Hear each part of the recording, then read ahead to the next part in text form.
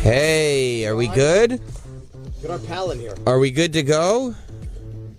Welcome back to Jim Norton and Sam Roberts. We're back in our shoebox. Our shoebox LA studio. Are we on? Yeah, I think so. Where's Teft? Can you hear me, Teft? You guys are on. Okay, All right. thank you. All right. This is amazing. Like yesterday, we couldn't do the basics, and today we're like just jumping from studio to studio, simulcasting with everybody. And we have one of our guests is early, which is always good news. Yes, yes. Told 9. Oh, you are told 9. Bill Burr is outside. Should we bring Bill in? Of course, we should bring Bill, please come in.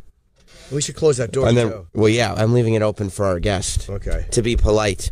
Thanks to Jason Ellis and the whole show. What's going on, man? How are you? We're just going to close this. Good to see you. Through for half a second, I saw his shaved head. I thought it was you. It was just like, oh, Sam.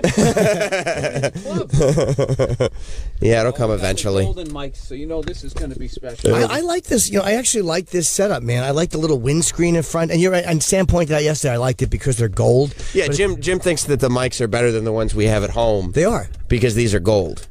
Oh, yeah. You know what I mean? Like, you feel like Rihanna. Like you're going to be singing a little hit here. Let me shut my phone off and try to be a pro. Yeah. Jim just got a new mic back in New York, though. Jim's now in the club of people who has his own microphone. I read about it in the trades. It gets plugged. It was all over Variety magazine.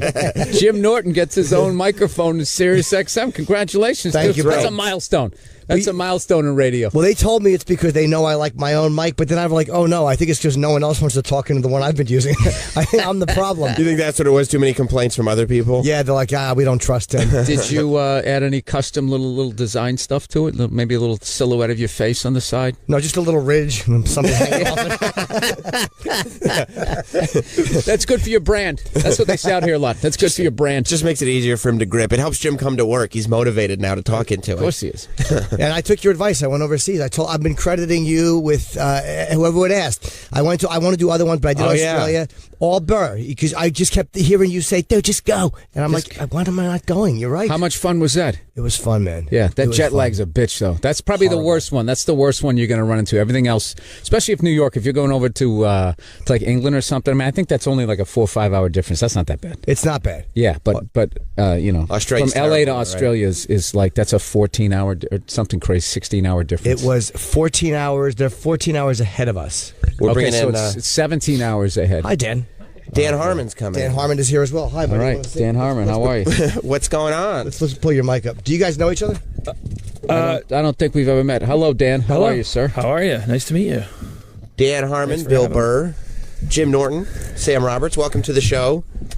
Oh, you're Bill Burr. Oh, yeah, yeah. There you go. I saw your name on the signage sheet. You're fancy. yeah. I have to sign in like everybody else. I am a fancy person. Well, welcome to the show, man. How's it going? It's going good. Thanks for having me. What do you got going on? Well, I'm showing up late for this, so it's just a lot of stuff. I don't know. I'm collaborating with a lot of people in the new TV world, which is just streaming. So that's just boring to describe.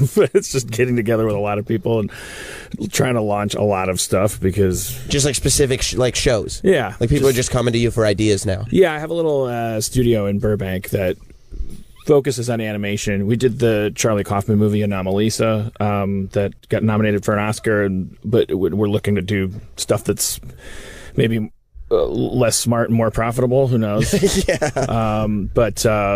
Yeah, just a lot of young writers coming in, anybody with an idea. And then I try to help them like break stories, come up with a good pitch, go out there, find somebody to pay for it, and so that they can get paid to write something and so on. We're doing something with Louis C.K. and Albert Brooks. I'm not sure what I'm allowed to announce in that area, but I know we originally did that for FX. And now can you tell us the entire plot?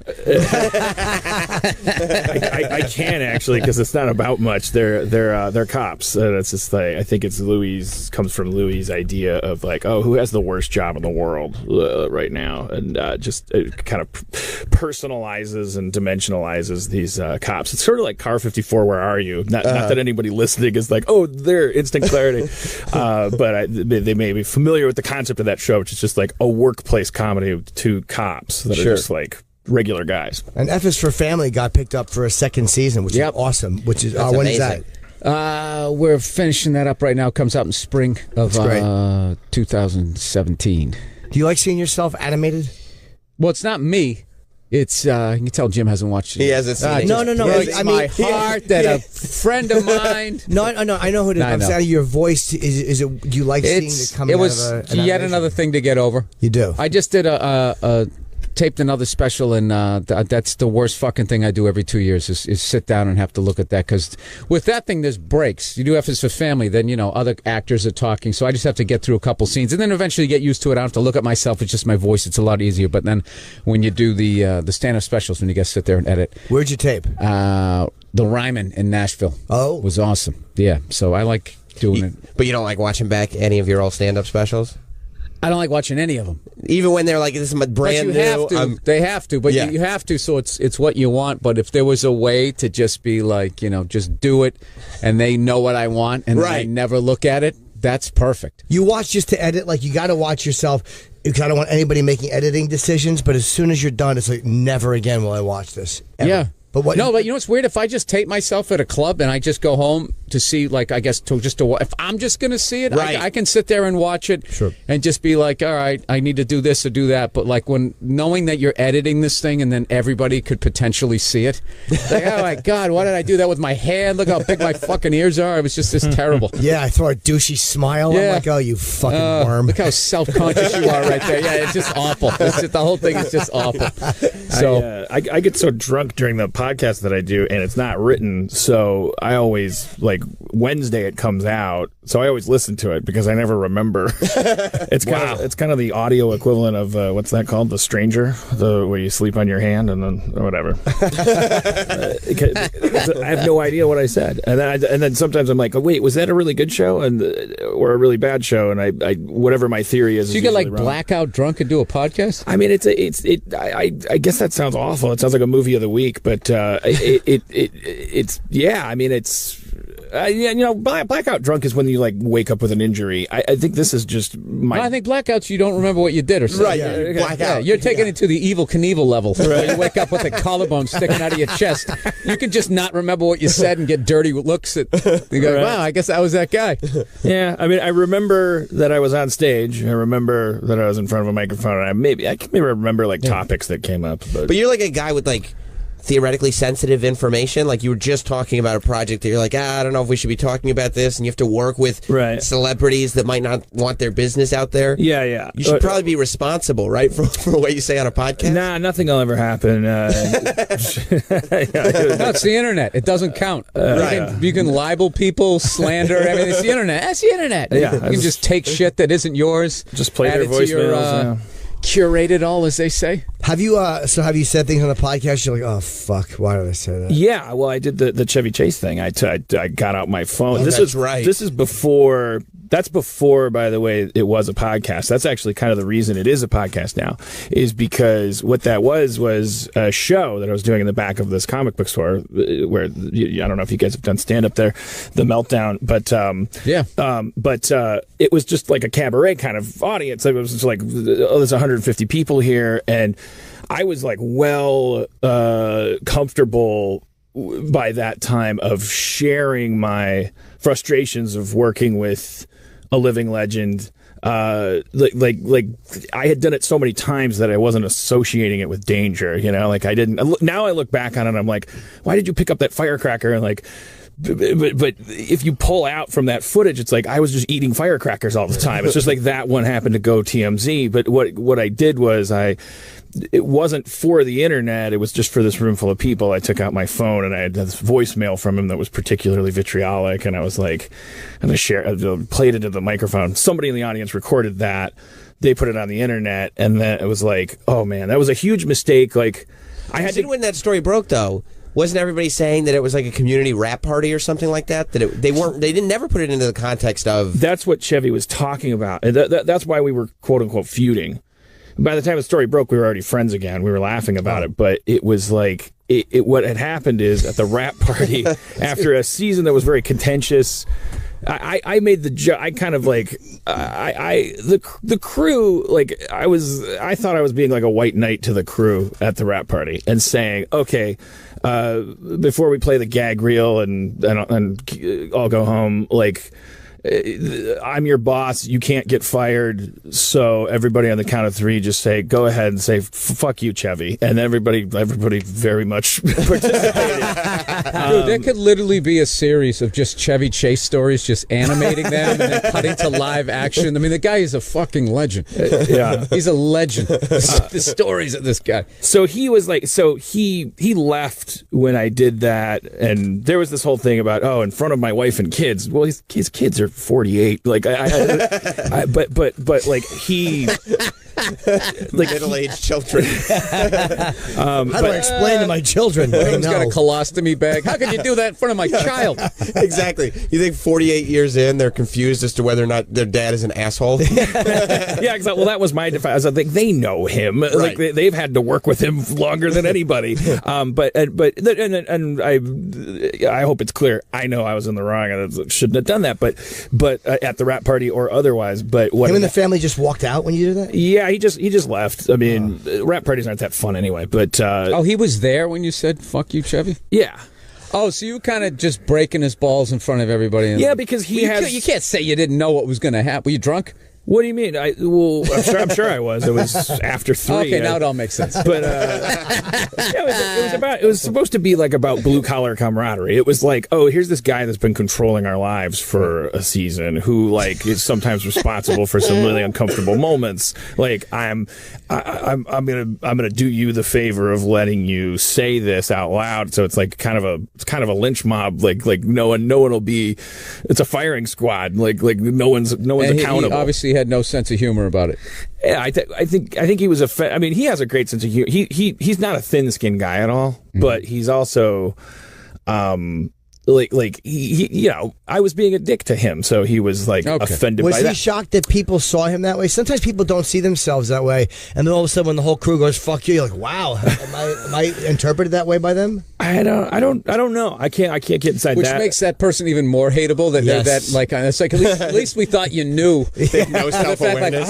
It's like how you fucking treated me that way, and you had no idea that would annoy me. Like people when they do the lack of self-awareness makes them hateable. You know what people like that do? They do a lot of double hands to the chest. Like I wasn't. That fucking thing. You're just like fuck you. Yes. I think they're the worst. That was like when that publicist backed over those 16 people. Do you remember that? And she got away with it on Long Island. Gruber, I think, or yeah. And the picture of her in the post, she had both hands like to her chest, like I didn't see that entire mob of people. Yeah, he was. I mean, it's weird his relationship with other people that he's working with versus his relationship with the public. Like I've never seen a bigger man of the people. Like on the Paramount lot, like. He would, anytime there was a tour, you'd walk around the corner and he'd just be holding court, telling people stories about Fletch and stuff, and everyone is like freaking out. I saw him like, there was a guy doing, we had a hot dog vendor outside the stage once, and he starts going, "Oh, holy crap, Chevy Chase, I can't fucking believe my sister's gonna freak out." He's like, "What's your, give me, where's your sister?" And he gets out his phone, and Chevy Chase grabs the guy's phone after he dials his sister's number, walks off for 20 minutes, and is like bullshitting with his sister. The guy is like freaking out. I mean, so it's weird, like how heroic and noble he was, like to what he saw as the consumer. Yeah. But I think he saw everybody. That was a weird speech impediment. I think he saw like everybody that he kind of shared a camera with. He's a soloist, and he's kind of playfully competitive, and like kind of like sees it as a competition. Like he never saw it as a team event. Maybe said that SNL background. Yeah. I don't know. Yeah. I have no idea. So. I'm surprised, though, that after like that all breaks, that you decide, I got to start doing a podcast. Because a lot of people would be like, let me retreat and do less publicly because I don't like all this backlash. I got to do a podcast borderline blackout drunk. Right. Yeah, exactly. Right. This is the next move. Yeah. Well, talking into a microphone like feels so much better than not doing it when you have stuff bouncing around in your head. I'm sure you guys have the same condition. It feels therapeutic because otherwise there's no words for it. And so to have that, I just berate the person I live with. Yeah. Okay. So it's more like a Red Fox routine or something. You just like there's to have that like explode and then to have that be the reason I wouldn't have that outlet anymore that wasn't an option for me. So the opposite was, well, then if this is going to be on TMZ because it's leaked, then I'll just leak everything, just listen to me talk every week for 2 hours, and then it won't be newsworthy anymore. But it's right. Like there's just so much stuff. Like he's always talking shit. Yeah. Like, are you going to report on it? Yeah. It won't feel clickable. It won't feel like naughty if the guy is like always running his mouth. Then it's like, It still also depends on what you talk about, though. Because there are those ones that no matter what. Like when Stern made that comment about that actress or whatever, going like, yeah, you're going to get all this work. He's like, you're not. You need to lose all this weight, and blah, blah, blah, blah, which was true. Right. Health, as far as health goes and that type of thing and the way Hollywood looks at people, and it was totally true. But because that was such a big thing, out of all the shit that guy says... Don't you remember that? That was, that was like it was a typical 3 days. Everybody gives a shit, and then 3 days later, they don't care. They moved on. They moved on, Jim. They moved on and onto your microphone. Yeah. Has Jim gone Hollywood? The hot news in Hollywood. Demanding his own microphone. Yeah, it's pretty you can't predict at all. Like you could say 48 like totally like horrible inflammatory things and get all used to it, and then it's like this weird weather phenomenon. It's like a tornado or an earthquake in terms of like what 40 soccer moms is my that's like 40 soccer moms all tweet at the same time. It gains enough hashtag traction, and then it's such an easy story, right? You're not going to talk about the Great Barrier Reef being dead when you can talk about, can you believe this guy said that about someone on a podcast? And it just becomes like Yeah, my rule became you guys don't have this luxury. You have to like have discipline and like do jokes, and those are going to involve the rest of the world. But my rule became, because I'm babbling, I had to go, okay, it's at the end of my nose where all the, I can confess, I can talk about anything. It's not going to be clickbait if I talk about sticking stuff up my butt when I'm jerking off or like. What do you stick in your butt when you jerk off? You can't brush over that. Yeah, bad scripts he didn't like. People's dreams. People's dreams. I'm really fancy. I'm like a Sam Shepard play. Do you take those little brass clips out of there before you do it, or is that an added Christmas bonus for you? People's dreams. Yeah. A Sharpie pen, Jim Norton. A Sharpie pen. Like. Have you really? Yeah, I tried it because I read a Playboy article about the prostate getting stimulated and stuff, and so I tried a Sharpie pen. But and then I put some hand sanitizer on it or something first, or just find a pen and put it up there? That pen is the thing that got dirty, not me. Cap on or cap off? It was the end. That's why I picked it. Shit, I was like an octopus afterwards. I don't want that. Where'd it go? Squirting ink. The cap is designed to be like a grappling hook. You wouldn't want to actually put that up there. Like, just hooks on to stuff. Okay. Hey, you always learn. That's why you got to come up to LA, Jim. You got to learn shit out here. But so a pen, did you like it or did you not like it? Well, it was fine enough. I mean, something in your butt is better than something not in your butt, sure. I guess, is what we find out. But the problem is it worth, like, then you finish orgasming and you got to go back to Staples. And now I'm like, now it's 4:30, there's traffic. They have to gingerly pull a pen out of your asshole. You're like, that wasn't worth it. That wasn't worth this moment. I'm just saying he needed more sharps. Yeah, you know how like guys orgasm, like as soon as it's done, it's like the thought of anything sexual is like mowing the lawn for like at least 20 minutes. But and then during that time, you're like, so that goes off like a light, and then you just have something in your butt. It's like, I just like the worst. That philosophy, though, I've never heard. I guess I've never heard anybody say, well, when you're masturbating, something in your butt is better than nothing in your butt. Right. If you could magically... I don't know if that's... Yeah, 100%. I think that's a great statement about life, though. How many times have you gotten caught jerking off? Because there's one thing to just drop your dick, but to have to drop your dick and then pull the thing out of your ass. Pull out a writing implement. Yeah. Oh, there it is. Yeah. Try to play it off. Your wife catches you and where's the pen? Yeah. Right. And the T-square. No, then you got to play it. You just got to act like you're mad. Can I get a little time by myself, please? Get her out of the fucking room, shout her out of the room, and then you take it out. It turns into one of those like gags in the movie. All of it, and you keep pulling out phones and handcuffs and basketballs. Do you like fingers in your ass? I don't mind a finger once in a while. I don't like anything in there now because it's just like that's the thing is like to clarify what I'm saying. If we had telekinesis and we could like make a thing in our butt, like a force of nature in our butt or something that didn't have to then deal with the butt itself, either before or after sex, then maybe we'd always like do something up there to like stimulate those nerve endings, but I don't consider it worth the exchange. Okay. Because so no, I don't do. This is so fucking analytical. It's amazing. Yeah, I don't do the. I don't involve the butt on either side in my dealings anymore. Okay. But Try you a strap know. on. Try a strap on. Try a strap, like have somebody peg me. Is that what they call it? Like, peg. Believe me, you don't randomly pull peg out of thin air. Yeah, is that the language? I don't know. Yeah, that's fucking like a 6-gauge or a. Pegging is not one you randomly. That's not the language of a novice. I don't know if I would have been able to pull out the word pegging. Not at all. No. But yeah, I can't really do it. I've dabbled a little bit, but I can't really go through with it because I just. Well, you're in that scene in Louis' show, like you have the whole monologue when you're talking about your. Are you talking about a dildo that you have, or? Yeah. I think so. That was. I do remember that. That was one of the poker scenes or something. Mm-hmm. Right? Talk about something I asked. Yeah. I thought maybe that came from real life. That you were just. I don't remember where that came. I mean, I think that was written specifically for me, but I don't remember where it. What inspired it? If it was something I said on the air. The last 9 hours of comedy specials you've done. Yeah, that's a good point. Yeah. I was about to say your entire career, maybe. Yeah. Why would someone think I like things in my asshole? Unless they've heard me talk for more than 30 seconds. Jimmy, I want you to stretch out on this one. Yeah, it was probably that. That's my favorite part of the Louis show, though, is the poker games. Those conversations. The things he would take for, like the Rick Chrome speech about the word faggot and how it came to be. Yeah. That came from a conversation. I remember the moment. We were at the Comedy Cellar table, and he was literally just talking about something, and Rick was just having a chat, and Louis wrote that into a script. That guy, that's out of all the fucking ads they put out, that was the one that hit home, and I was like, I should probably stop saying that, because I had that stupid, like, it doesn't mean that. It means this to me. Right. And then once I heard, Rick Chrome, how can you argue with Rick Chrome?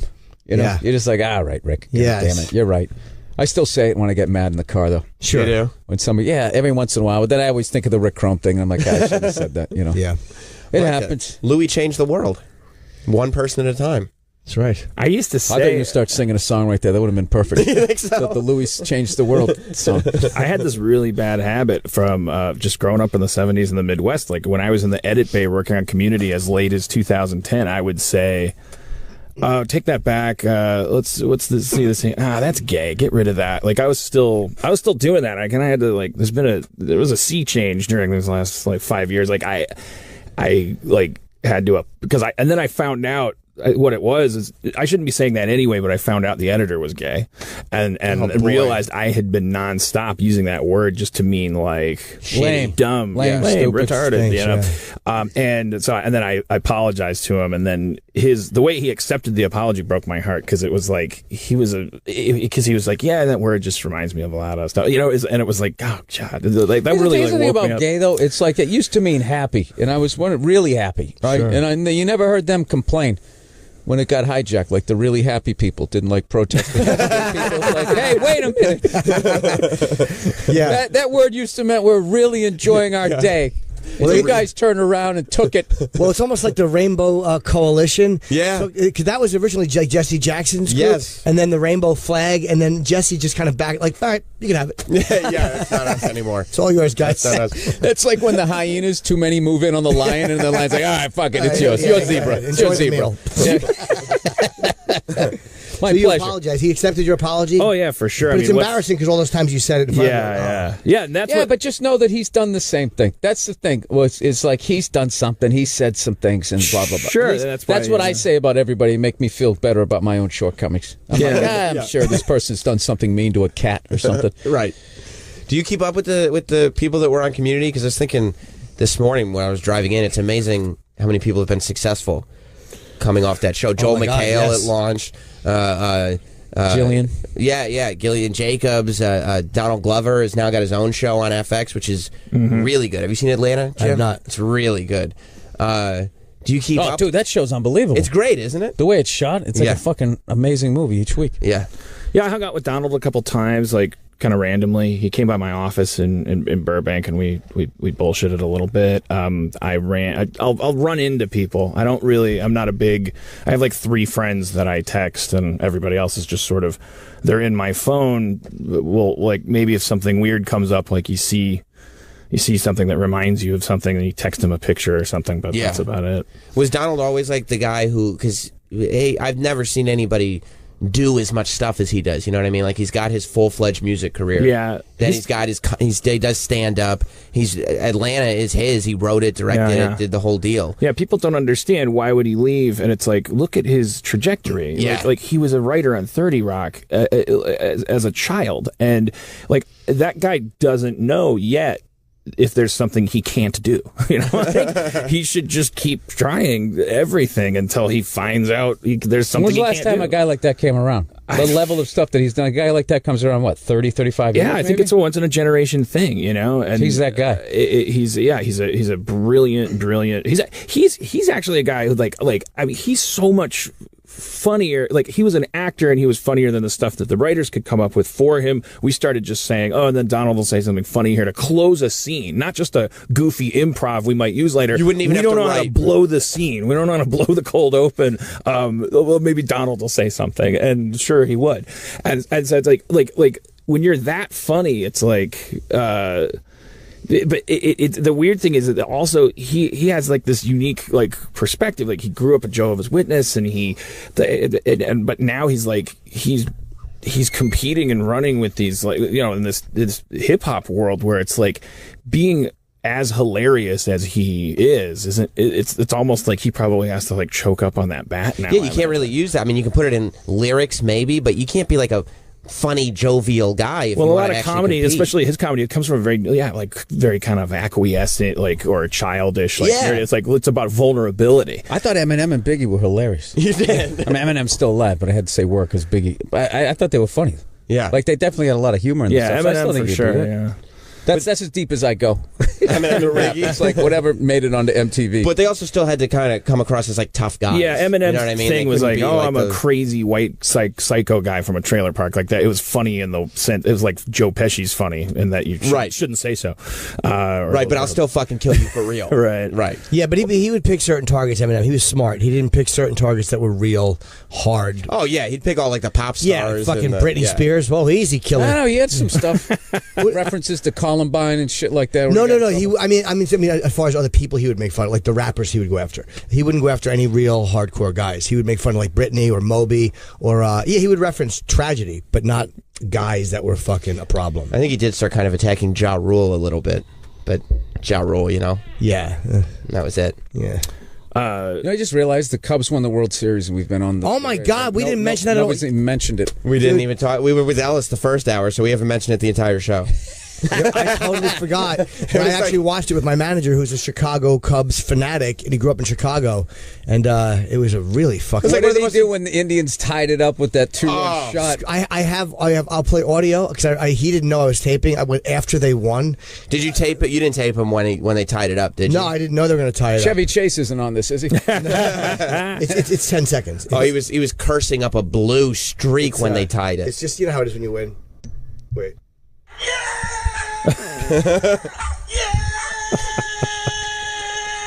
Oh, yes! That's just, and I told Sam that's what sports are about. It's like that's the moment. All you like when the Patriots win, or your whole year is spent for that one moment. He's such victory. a nice guy, though, Jonathan. He was sitting there like when the Indians tied the game, because he's like the biggest Cubs fan. He's sitting there going, in the middle of the conversation, what the fuck? Oh, fuck. I'm so sorry. Oh, fuck. I'm sorry. What the fuck? God damn it. I'm sorry. It's the World Series. You can curse. No one cares. He kept like turning around. I just wonder what that dog is thinking. You can hear that little Shih Tzu in the background. Yeah. What do dogs think when their owners like start screaming at the top of their lungs? Dude, but I they're just not love being... the two of them. Like the way they tortured their fans. I was saying the last thing, it's like this just makes sense. That the team that's going to lose is going to go up 3-1. Yeah. And the team that's going to win is going to go down 3-1. So both people just be like, have this manic and depressive thing and just get totally switched. And then it's like, oh my God, we're going to do it. And then they're going to have a fucking 2-run homer to tie it. And then there's going to be a rain delay. Yeah. It just make you sit there in the anxiety of that for another 20 minutes, just another little twist of the knife before it's finally over, and you put someone out of their misery and you release the other person. I felt bad for the Indians fans because I would rather have my team lose fucking 7-2 or 6-2 than tie it up like that. Exactly. In 04, when you guys killed us in that game 3, 19 to whatever, and people were like, oh my God, how depressed are you? I said, this year actually isn't bad. I like this. 4-game sweep, 2 behind my ear. Just get it over with. Because 0-3 the year before was just like, oh my God, we're going to do it. And then it was Aaron Boone. So I was just like, this is great. There's going to be no Bucky Dent, just no Aaron Boone. Pull the Band-Aid off. Yeah. But then the fact, that they were able to come back was... it's pretty cool. Yeah, but it is easier just to get your ass kicked and way better over. Way better. You're finished than a last minute because there's so many what ifs. When you lose 10-3, there's no what ifs. What if he didn't give up fucking a 3-run home run in the 4th and then a 2-run shot in the 7th? There's none of that. But it's that one. It really is. It's one mistake. Dude, everyone was questioning Madden with all his pitching things. It's like, dude, he had the walking wounded. They were all tired, and I was just thinking, they scored all those runs. In the beginning, all they got to do is just hold these guys off because the later this game goes, the more pitches it started tipping in the Indians' favor. It was fascinating. Then, of course, the Indians came back and tied it up. It was unbelievable. I thought he overused the closer because I was Joe. Even though the Yankees won so many times, I always criticized Joe Torre. I'm like, he's using Mariano too much at the end of the 7th or the early in the 8th. Leave him for the fucking 9th inning. Yeah, but they played. This is the thing about that. They played 3 elimination games in a row. That's right. It's like you got to go with the guy. You got to bring him in because if he doesn't get you to the next one and he's your best guy, you kind of had to do it. Yeah. But that's one of those things. So then if he lets up a home run, then everybody gets to be like, oh, the guy I would have put in who didn't pitch, so there's no footage on him. He would have gone in and he would have saved the fucking day. And it's just like, well, if that was true, then you'd be managing. That always drove me nuts with Torre, though. I was like, it's fucking not Mariano. They lost fucking, Nelson and Stanton. It's funny, too, because as soon as the game got tied up or it looked like the Cubs might not win, that's when the Joe Buck hatred really starts to come out on Twitter. Jonathan was hating him because all the Cubs fans hate the way that Joe Buck has called it. Because he's a St. Louis guy? Yeah, they say it's clearly he doesn't like the Cubs. That's what they're all. There's a clear bias with Joe Buck. Did you ever see his Joe Buck is hilarious. Did you ever see on his Twitter? In case you know what Twitter was, I held up the phone for you. It says Joe Buck and says something like, I hate your team. Because that's all he gets. That's so all funny. He gets. Dude, I did Inside the NFL one time, dropping names here. Chris Collinsworth told a funny story about that. Yeah. Where people just are always convinced, like, why do you hate the Bengals so much? You played for them. Why do you hate these guys so much? And he would always be like, no, I don't hate them. I'm just blah, blah, blah. And then finally somebody came up and was like, well, why do you hate the Giants so much? And he just looked at me and said, I just don't like them. I just walked out just to fuck with them. How is it doing what was it, Bill Simmons show with Gretzky? Oh, that was insane. And he was the nicest guy. He seemed like a nice guy. He was laughing at all your jokes and everything. No, and he was asking. I said, I play a little pickup. He goes, oh, you play? He starts asking me, what do you play? No. Generally interested. It was amazing. And I was sitting there for at one point during the interview, such a fanboy moment. He was sitting there, he had his hands folded. I was looking at his hands going those things held the cup 3 times. They scored 2,700 points. I'm trying to blow through this before he makes a hand joke. No, not at all. And it was just I was trying to connect. What's a peg callback? Callback. It was amazing, and I couldn't wait to answer the question, what's wrong with hockey, because that's what I've heard the entire time watching it. It's like the truth is there is nothing wrong with it. Right. It's just you just have to accept the fact that you're this rogue sort of sport in this country, and you're just all going to be multimillionaires instead of billionaires. But if you go for that brass ring that the NFL is going with, look, it's finally caught up with them how much they tried to mainstream the game. Yeah. They've alienated, I think, their main fan base. They got them dressed in pink. They got Katy Perry singing. They're doing games in London. They're on Sunday. They're on Monday. They're on Thursday. Towards the end of the season, they're on Saturday. And that whole thing where that movie was going, they own a day of the week. They've lost that. I forget sometimes. What day was hockey? No, I'm saying NFL. Oh, NFL sorry. owns I Sunday. Hockey. Okay. I don't have a lot of charisma. It's easy to drift. I never blame the listener when I'm talking. So they had they own that movie, that great line. They own a day of the week. Yeah. And they've gotten away from that. It's almost like when you watch when a Starbucks or something comes up and they have so many locations they're competing with each other. They kind of did that. And then also the game has also changed so much now where it's just they were talking about Tom Brady going he has 800 yards in the first 2 weeks, and they were writing how that only 600 of those yards were for 12 yards and under, just dinking and dunking your way down the field. And I don't know, kind of lost the running back blowing through the line and all that shit. Right. I don't know. I was hoping you guys would interrupt me about a minute ago because I ran out of shit to say. With these sports that come down, like the World Series, it's 7 games, but you can get skunked in 4 games, right? Like yeah. So how do you? They must have some kind of mechanism in place to prevent corruption, right? Because, like, can you imagine the money that's at stake if literally your franchise is cut in half?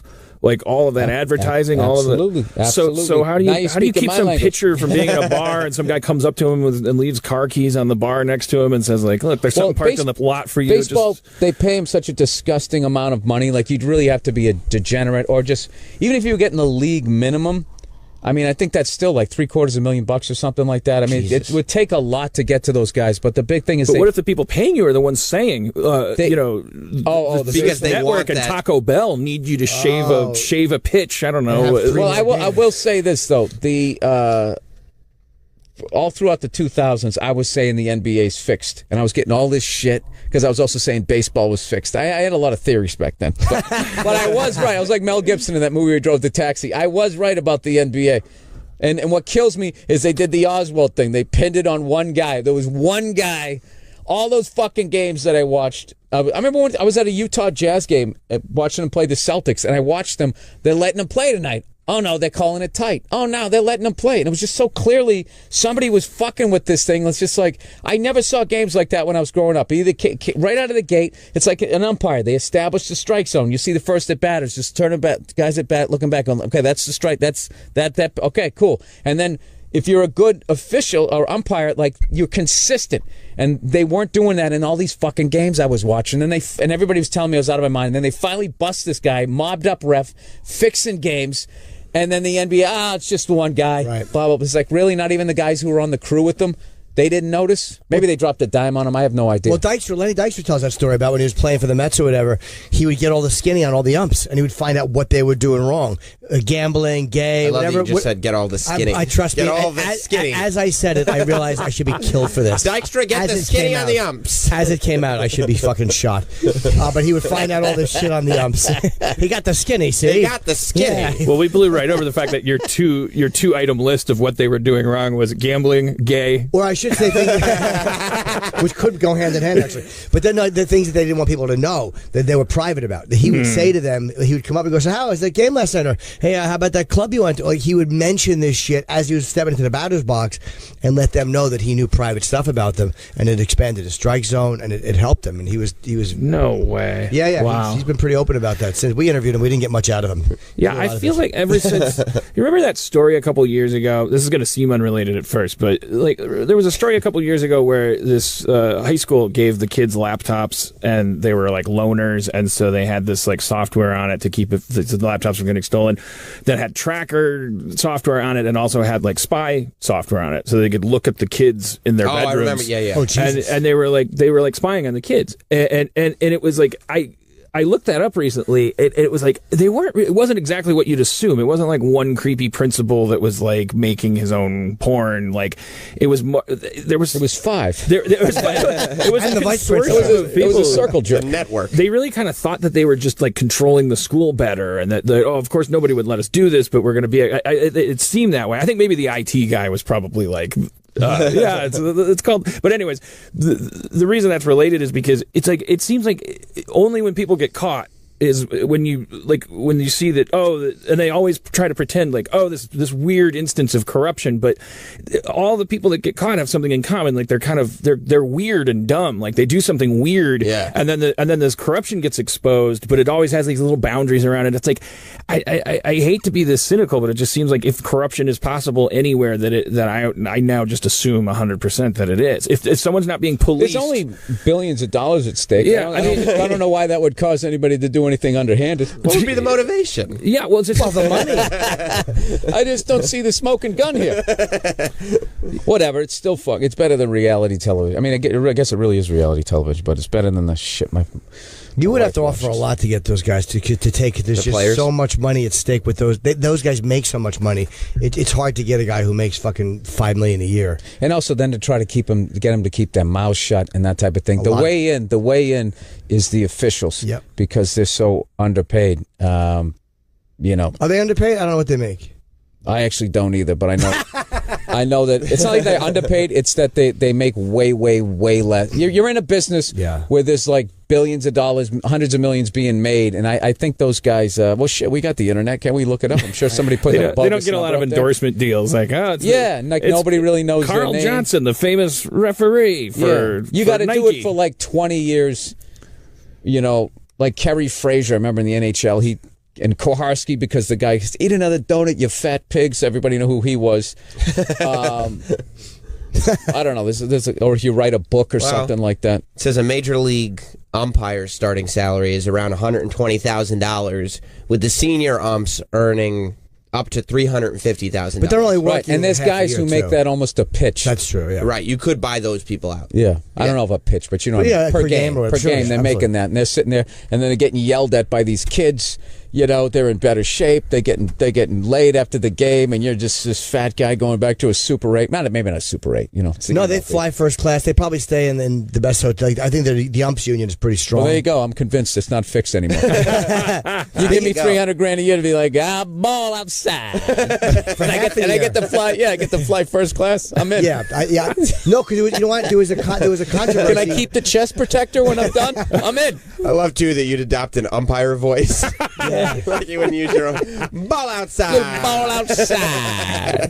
You always say you got to enhance your personality. That's right. When you do it. That's right. One of the guys got in trouble because they were flying first class and they were actually trading in the first class tickets and taking the difference in financial difference and just pocketing it, and they got in trouble for that because they were just flying coach and keeping the difference. Yeah, that's to me says you're a little underpaid or.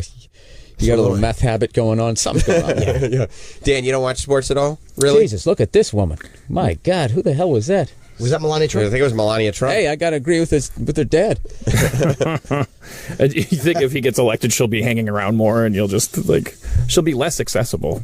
No. I'm saying that he said that she was hot, and everybody said it was weird. It's like, yeah, she is. She's very yeah. You don't watch sports though, Dan? No, not really. The Brewers went to the World Series in '82 when I was like 10 years old. You a big Gorman Thomas fan? Yeah. Robin Yount, Vukovic, Ben Ogilvy. Oh, Ben! Oh my God. Molitor. Paul Molitor, that was the guy. Yeah. That was my last intersection with Cecil baseball. Cooper. And then football. The Packers went to whenever it's mandatory, I'm into sports. Right. I was in Milwaukee when the Packers went to the Super Bowl like twice in a row. So you're like, I kind of have to be aware of what's But that makes it easy because everybody, if everybody on the block is like watching the same thing and the screen doors on the bars are open and people are just getting high on the sidewalk and like it crosses demographic lines at that point and it's like fun. You just learn the names of the players and right. I think that's what women need to do with like the Real Housewives. Just have like more of a festive atmosphere with food and booze and stuff. Then I'll stand in the corner and act like I give a shit. Like, I can't believe she said that to her. Right. Like that.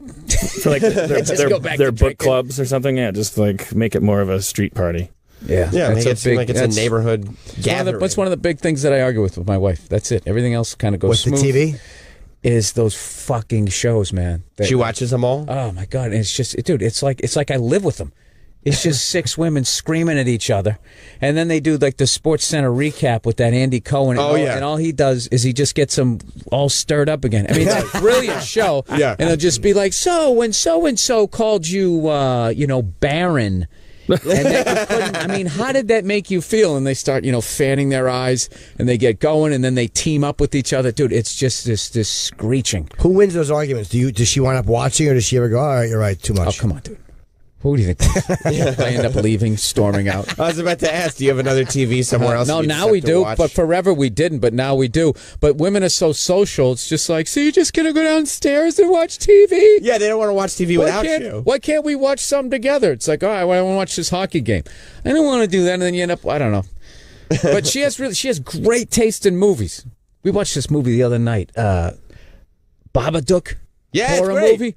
Dude, I had to tap out. You did? I totally buy into horror movies. I can't handle it. Like, that commercial that was that movie where the lady would, the room's all lit up and she shuts the light out and then there's like this person there. That was The Conjuring. And then she turns it back on. It's a new one. It's like In the Dark or something like that. Yeah. So she turns it back on. It's not there. She shuts it off again. It's there.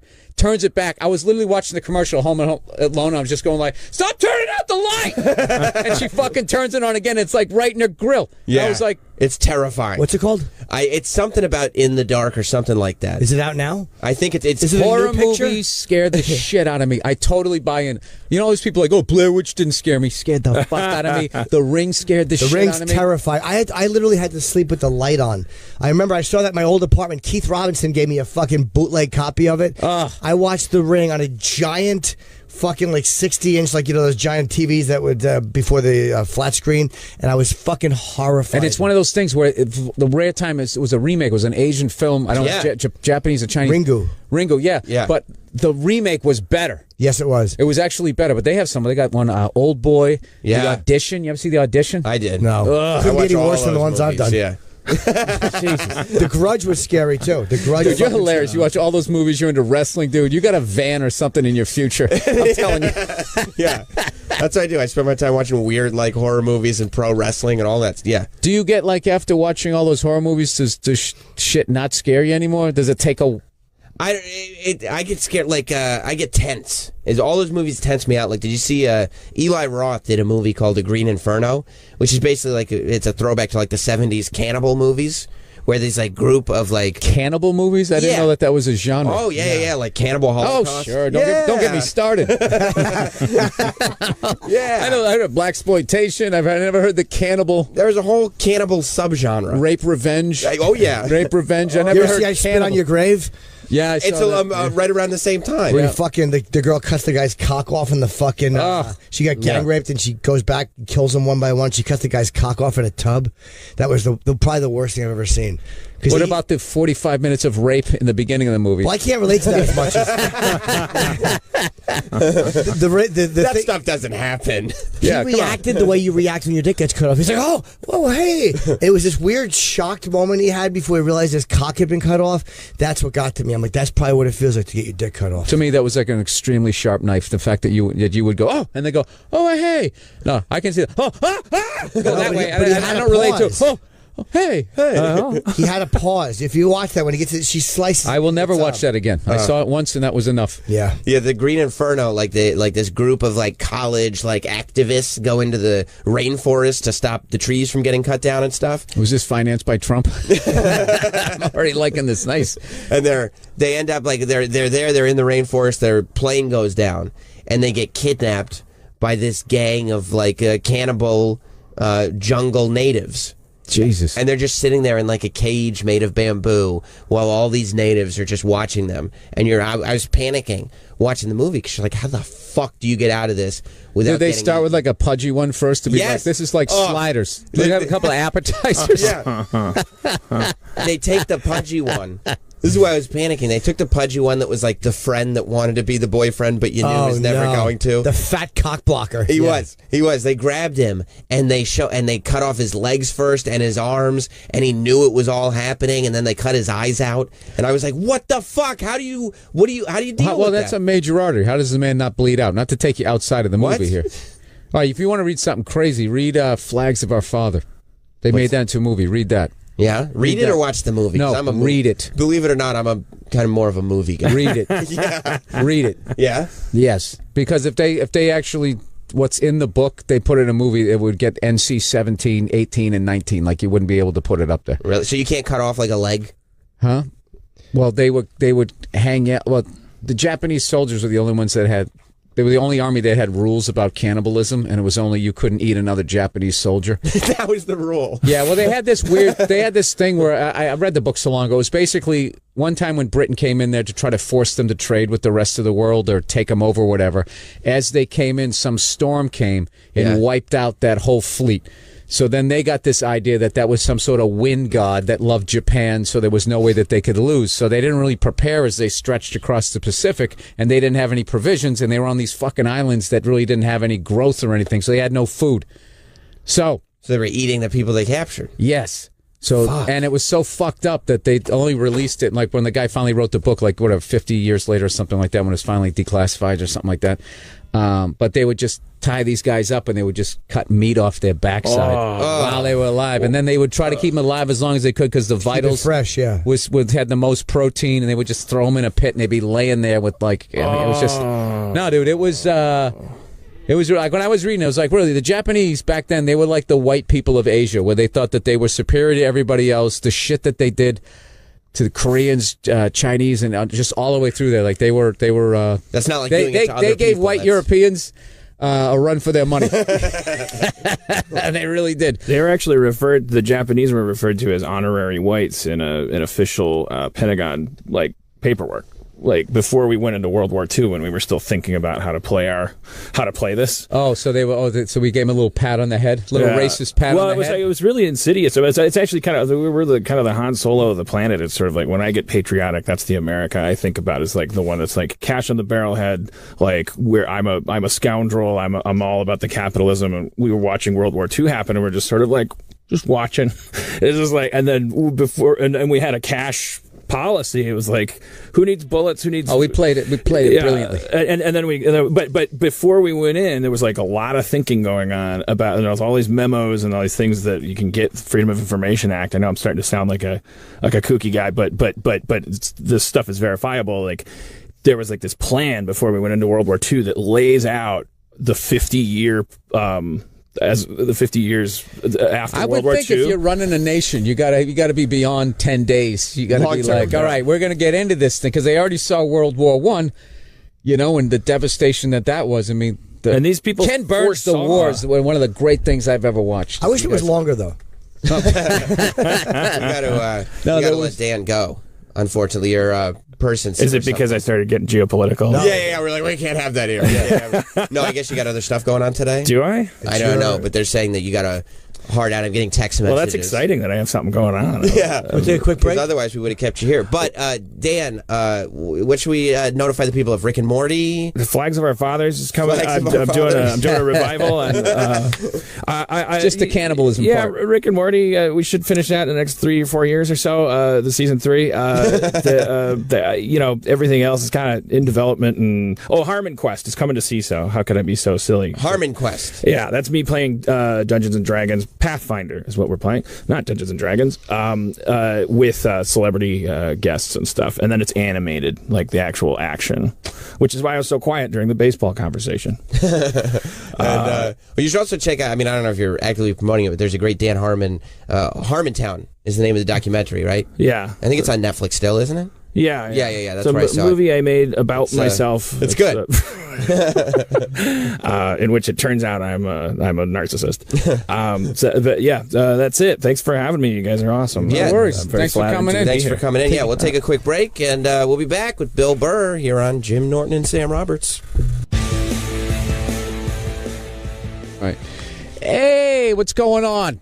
Bill Burr.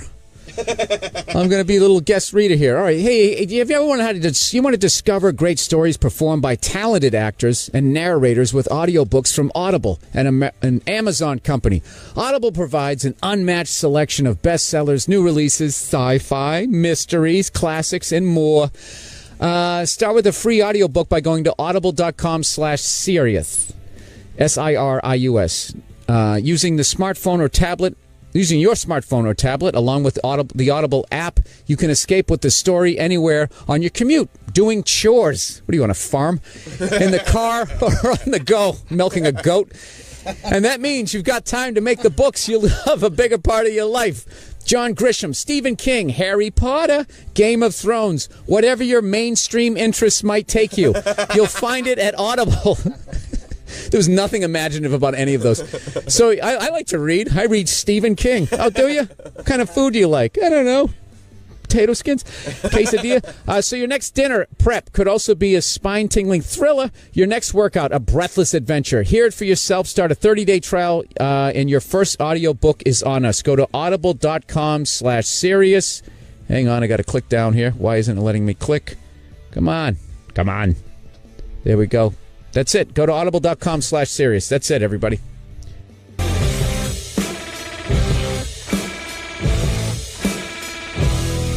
I tell you the best part of having Bill Burr in studio What's is that? the fact that Bill Burr did a live read that I didn't have to do. It's very appreciated. I love the live reads. You do. You got some internet notoriety for your live reads. Yeah. Yeah. I'd assume Audible would be very, very happy that the famous live reader Bill Burr is. It's more just because I suck at reading out loud that the sort of the comedy doesn't stop when the commercials come, because then you get to hear, hey, you know, my reading out loud, it gives people hope.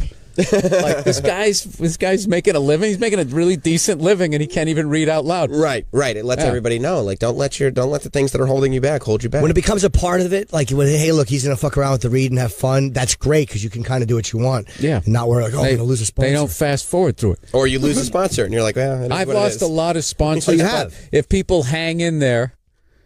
Oh yeah, Nature Box was the big one that I lost, which I thought it was. Who is she? I thought it was Nature's Box. Yeah, it was such a kid joke, and I was just like, I go, "You're eating Mother Nature's twat," right? And they flipped. Really? And rather than just, they should.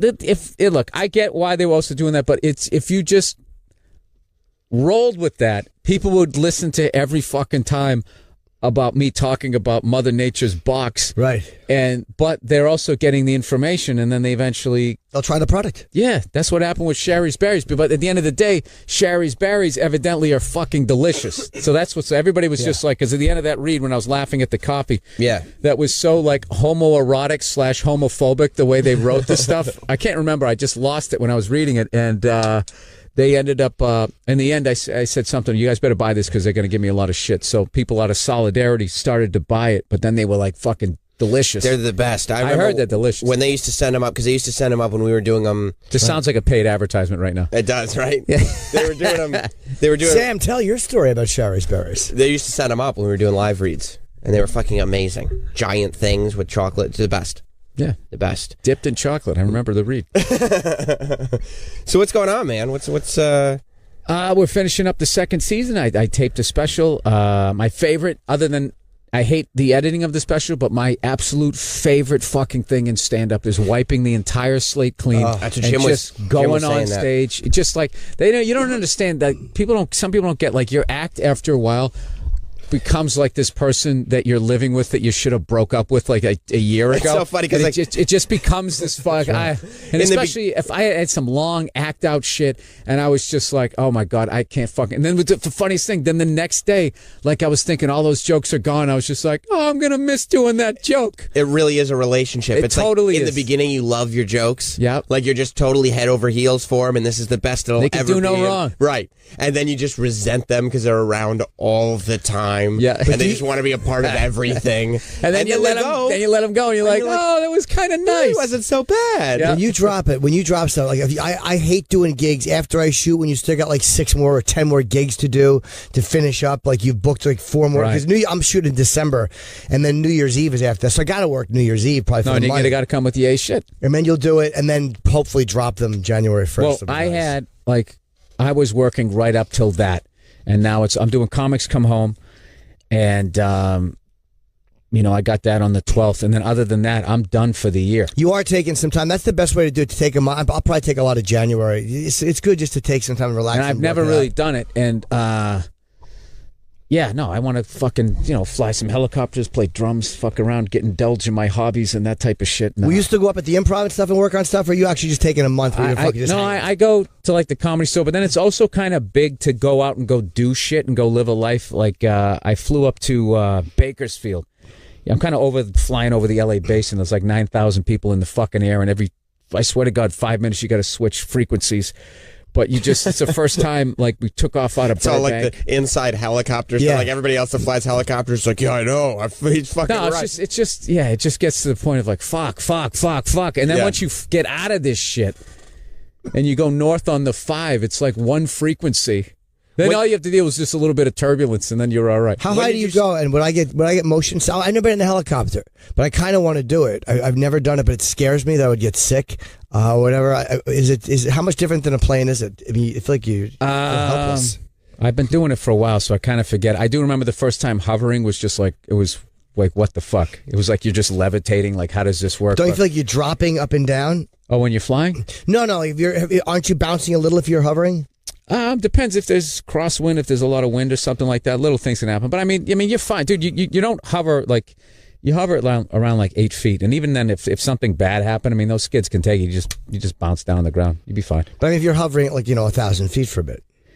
Oh, what about that? If you just kind of go, don't you feel like you're bouncing a little bit? No, well, even if you were, you'd have to be. There's like no tree lines, so you can't see if you're going up and down. But you're kind of just sitting there in the air. That's what appealed to me about flying a helicopter. Was it felt like it was really like flying, like you can just lift up, go backwards, turn around. You're like a hummingbird. Right. The only thing that is on long trips.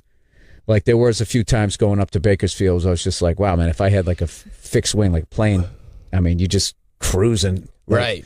Like because of the design, the physics of it, and the drag and everything, there's only so fast you can go with the rotor before you get what's called retreating blade stall. So which means what? It's basically as the winds come, it's gonna be all like nerdy shit. That's fine. It's basically Jesus Christ, I had to know this for the helicopter test. Yeah, it's retreating blade stall was. No, I got it. It's basically, I think that is that. Was They're that going to take away your license. You know what I'm thinking? I'm thinking the symmetry of lift. Retreating blade. That we talked about yesterday, but I mean, retreating blade stall is basically what happens. You're going too fast for something to lip. All I know is you just hear it. All I know is the sound of it. Then wham, wham, wham, wham. Then you just slow down. I can't even give you the fucking definition. But you've had it happen where you're going to stall. No, I've gotten up to the point of it. So I mean, it's basically it's one of those things. If it was going on, you would know what happened. I mean, it's a very simple thing. They give you rules. You don't go. I haven't gone that fast. There's a few times that I've forgotten things. I got in a turbulence and I was still flying fast. I go, what the fuck? I'm like, oh yeah, slow down. Then you slow down and you're still getting bounced around, but it's not that bad. How bad a turbulence have you hit? No, I don't. Not at all. Because I look at the weather reports before I go up there, and if it's anything beyond Have you actually said, fuck it, I'm not going up today because of the weather? Absolutely. Okay. There's two types of people that get their license. It's the person who just is like, yeah, fuck it, I got it, let's go. And then there's someone like me who like every month, tries to go down and do some autos and all the emergency shit because that's my big fucking thing. Sure. Being able to take it. Like to get your license, you only had to go into the flare. I can't believe I forgot what the fuck retreating blade stall. Will your wife go up with you or is she scared or no? She will now, but there is that stuff where it's like, you have to, like, I keep going back to my notes, like all that shit that you had to learn about, like, what kind of rotor system you have. It's a semi-rigid that can flap and flutter and fucking all of this shit and cone, all the stuff you had to know. Like, I try to go back and look at it. I haven't looked at it in a couple of months, and that's like just shit that will, like... So it's not like riding a bike where it's like you just know how to do it or driving a car. It's like playing guitar. Right. Or playing drums, where it's like you can still do it, but you're not an expert. But your fingers aren't like going like where they're supposed to. So it's one of those things where it's like going to the gym.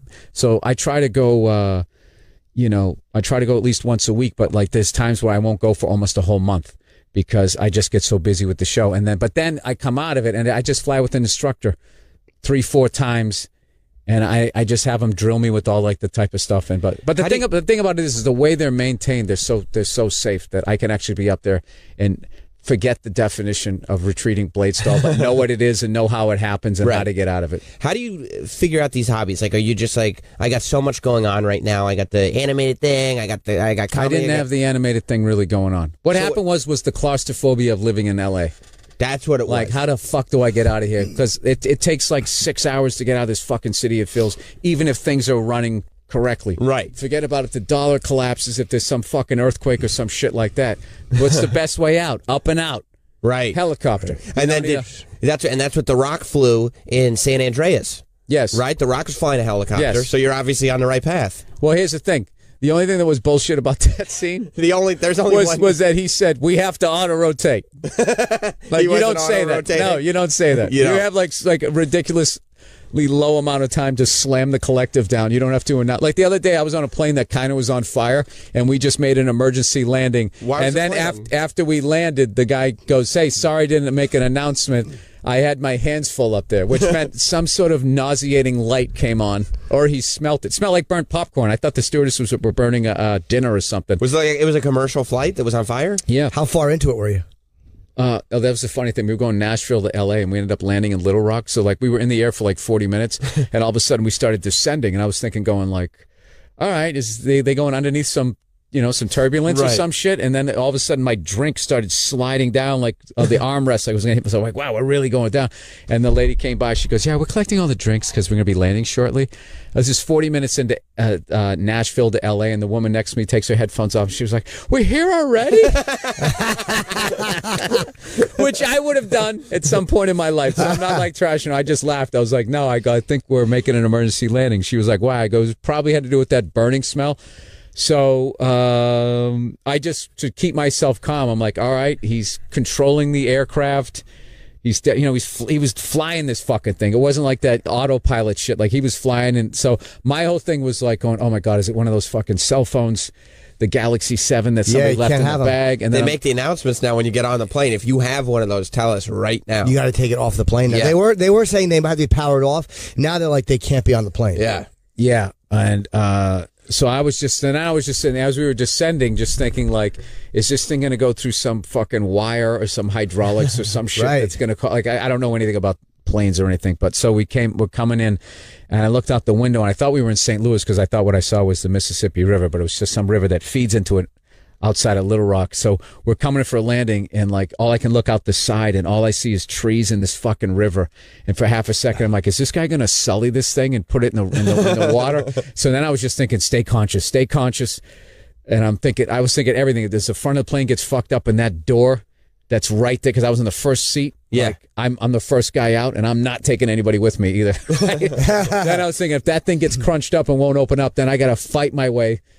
And you will fight your way back. Oh, yeah. I would have been stepping on people's heads to get out of there. But then it would have been like, everybody trying to get out. But then fortunately, I saw the runway. Then they landed. Then I'm like, reverse engines, please reverse engines. And then it got to a point of like, even if we hit a fence, we were okay. And I was like, all right. And then we get off the plane. There's like a fire engine and people in like these asbestos suits and shit or whatever the fuck. Did you go to the gate or did you stay on the runway? No, I went to the gate and we got off, and then they were all going. Like there's like literally people in like those beekeeper fire suits in a big fire engine, one of those airport ones up against near the plane. And they were like, okay, we're going to see if this thing, we can still fly. It's like, yeah, dude, nobody's getting back on that fucking plane. No. So then they go, all right, we can't fly that. We do have another plane for you guys. The problem is it's 2 hours away. And the crew is an hour away from the plane. And commendable crowd there. Only 10% were like, oh, Jesus, this is no way to run an airline. It's like, dude, this is a great way to run an airline. Right. We could have just burned to death. Yeah. From 35,000 feet, and this fucking guy knew what to do, and he got us on the ground safely. Shut the fuck up. Yeah, they want an extra plane and a flight crew there for every plane, just in case any of them catch on fire in there. It's not Uber. Right. Another jumbo jet's not showing up in 5 minutes to fucking Little Rock, Arkansas. So what did you do? Did you switch airlines, or did you just hang out and wait? No, I just hung because I checked the bag. I was thinking about doing that, but even then, like that airport was almost closing down. It was the Bill and Hillary Clinton Airport in Little Rock, Arkansas. Yeah, and I went up to the bar. I watched the Razorbacks get their ass kicked by Auburn, and then I watched the Cubs go to their first World Series, and just even being in a World Series in 71 years, it was great, man. I had a couple of pops. You know, I just chilled out. I was just like, no matter how long it took, I was like, I didn't burn to death. Right, that's a good point, man. Yeah, and then it took it to like 1 a.m. We landed at like 6, and they said the crew was going to be there by 8:30. Of course, now it's 9, now it's 10, the usual bullshit. Right, trying to get a jumbo jet there, right? So everybody's starting to yell at these fucking people at the Little Rock Airport who should have been home 6 hours earlier. And right. Then, so finally we get on the plane. They go, okay, this plane's going to take you back to Dallas, and we had never been to Dallas. And everybody's just like, oh, you got to be flipping out. It's just like, dude. American Airlines, Dallas is their hub. Right. They're going to get us. We're in Little Rock. You want to go back to Nashville, you fucking idiot? Right. They just wanted to go like directly to L.A. So then we get there, and then they wanted us to deplane to then get back on the plane for whatever fucking reason. I don't know. And this one guy, I hear this guy go, they can't possibly expect us to ever fly this airline again. I hated that he spoke for all of us. Right. It's just like, dude, I am absolutely going to fly this airline again, because they showed me that if one of their planes is smoldering, they can get me on the ground safely. Yeah. Did you imagine forget that? If they had been like, you know what? Gold-toed sock-wearing cunt. I didn't even see his socks. Yeah, but you probably I just pictured. But if they're going like, you know, the plane's on fire, but maybe we can squeak it out. We don't want everybody to get mad. Yeah, Let's just try to keep flying. The reality is every airline would have done that, but these guys did it. They did it. That's the point. That is a land immediately situation. How many hours late did you get home? About 6 hours late? It took me about 16 hours to get home from Nashville, and I didn't give a shit. Like, I was just kind of, I slept on the floor in Arkansas, and then we went to Dallas. I slept a little bit there, and then we got back on the plane, and then I slept the whole flight. And it's just, I didn't burn to death. Right. Yeah, when it's, I've had one emergency landing in like '95. It was like a fear being dropped on you. It was like all consuming terror. It's a what weird, it is lack of control. Total lack of control. And my greatest fear was heights. So when they start dumping fuel, saying they couldn't, there was a problem with the fuel transfer. The horror was like everything I was afraid of was happening. I'm going to die. Yep. And and you don't have any. You're right. You're sitting in that seat. You can't pull over. I've had 5 aborted landings, and I've had that thing catch on fire a little bit. That's a lot. You're due for like a bunch of safe flights because that's a lot to have. I also, when I went to American Airlines, I never used miles or anything, and I went to go to the Admiral's Lounge, or whatever the stupid thing they call it. And of course, my card didn't work. And they were like, well, we can try to get you another one and blah, blah. So I was trying to sign up, and the lady looked at it. She goes, you have like 836,000 miles. And I started laughing. I was like, I never fucking use them. I don't use them because every time I want to use them, you're like, well, you can't use them then. Yeah. And then go to the website, and then I just feel like I have that thing, like I don't fucking work for you. So eventually I'm going to get him up to 1 million now that I know that I'm that close. And what was funny, because somebody asked me recently, do you think you've flown 1 million miles? I was like, I don't know, man. That's a lot of miles. And now just thinking, because I used to fly Continental back when you flew them, and I had a bunch of miles on that. I had a bunch of miles on United. So if I have 800 on that, I would think that I got like, I've flown 1.5 million. Probably more. Yeah, you don't realize how much you're flying. You just don't realize how many miles you're putting in the air. And then you're like, oh my God, I got 600,000 and I've been spending them. I love them and fly people in. I have a different life than you do. You have you have happiness in a home. I'm still waiting. Lots of I would love to see the lineup of those people you're flying in. I'm like, what gender do you fly under? What do you do, Jim, when you were just like, you should take time off? Like Bill was just talking about taking time off, and like, because it seems like when you take time off, you take time off. Like you go do your own stuff that's outside of all of this. I had a couple things fall through too. What kind of things? I was going to go, well, I shouldn't say this because I didn't go, so it wasn't, but I was going to go get in a shark cage and watch great white sharks feeding, and my buddy ended up going, and I just, of course, this fucking business just knows, something good's going to happen, and I wasn't able to go. And but next year I'm definitely going for that. Insane. And he showed me, dude, like the pictures he took it's like Discovery Channel level shit. And I know everybody's going to show me that thing where the great white shark gets into the cage. Yeah, but this is what people don't understand when it's in that. That thing was totally panicking and couldn't breathe. I actually felt bad for the shark. Yeah, even though there was a guy in there. Yeah, I felt bad for the guy. I didn't feel bad for the shark. I did, because we shouldn't be there fucking with them. Right, like, but you're going in. Huh? You're going in the cage, though. Yeah, so why would you feel bad for the guy? Oh, so you're saying that, like, if a shark was in the cage with you, that you shouldn't feel bad for me, because you made that choice. You went into his house. I went out of my way, to get myself. It's not a tragedy when you go out of your way. So when I was watching that thing, as much as it was thrashing around, like the sharks gets like such bad reps that like these fucking monsters, they're naturally doing what they do. Did the shark get out of it? It did get out of it, but it had a big fucking welt. It looked like it was bleeding. I mean, Why couldn't it couldn't breathe? Why? Well, the second they stop, it's a Woody Allen joke. The second they stop moving forward, they can't breathe. So when it got in there, it's thrashing around because it has to keep water going through its gills. It's amazing. I know that, but not the helicopter shit. And then it eventually came out the top of the cage. So it didn't kill the guy.